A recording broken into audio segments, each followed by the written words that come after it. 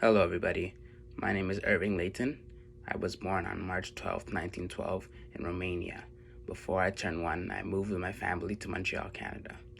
I attended McGill University where I joined the Young People's Socialist League. This led to me getting banned from the US for 15 years. I briefly served in the Canadian military during World War II before I was honorably discharged. I have been nominated for the Nobel Prize not once, but twice. I remained a prominent Canadian poet until I developed Alzheimer's. I have been considered by many one of the most influential poets in Canadian history.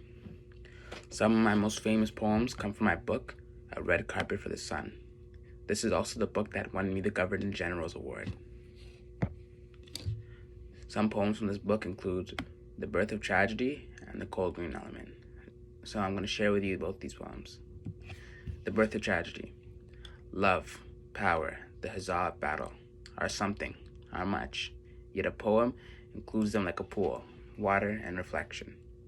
In me, nature's divided things, tree, mold on tree, have their fruition, I am their core, let them swap, bandy, like a flame swerve, I am their mouth, as a mouth I serve. And I observe how the sensual moths, big with odor and sunshine, dart into perilous shrubbery, or drop their visiting shadows among the garden I one year made, a flowering stone to be a footstool for the perfect gods, who friends to the ascending orders. And the cold green element.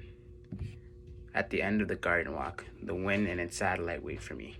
Their meaning I will not know until I go there, but the black-hatted undertaker, who passing saw my heart beating in the grass, is also going there.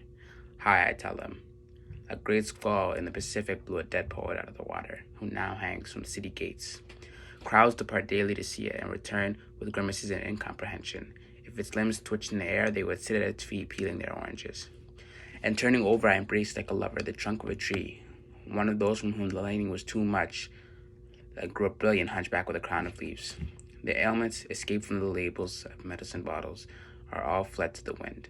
I have seen myself lately in the eyes of old women, spent streams mourning my manhood, in whose old pupils the sun became a blood smear on broad catalpa leaves.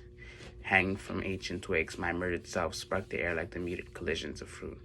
A black dog howls down my blood, a black dog with yellow eyes. He too, by someone's inadvertence, saw the blood smear on the broad catalpa leaves. But the Furies clear a path for me to the worm, who sang for an hour in the throat of a robin, and misled by the cries of young boys. I am again a breathless swimmer in that cold green element. I have been told by many that my poetry is some of their favorites because I was authentic. My poetry was passionate, it was truthful, it challenged people to think, and yeah. I also love this work because it's a breath of fresh air, and not often have I got to read such intricate poetry. Robert Priest once said about me, the heart of all his poetry is some great poetry. It's not great static poetry, it's great dynamic poetry that still moves strong or stronger than it did when he first wrote it. It's artful, it's honest, it's elegant, and it stands up. Thank you.